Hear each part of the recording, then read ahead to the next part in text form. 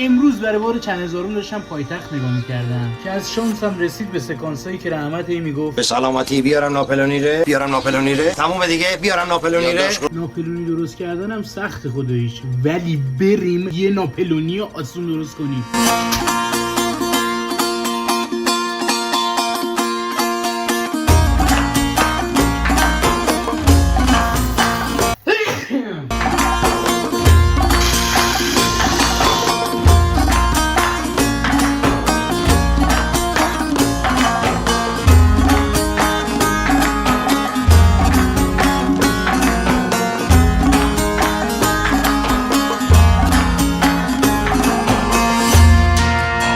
درصد ناپلونی که شیرینی فروشی میگیریم نشده چون خیلی کم وقت گذاشتیم براش، ولی عبس و بین میبره.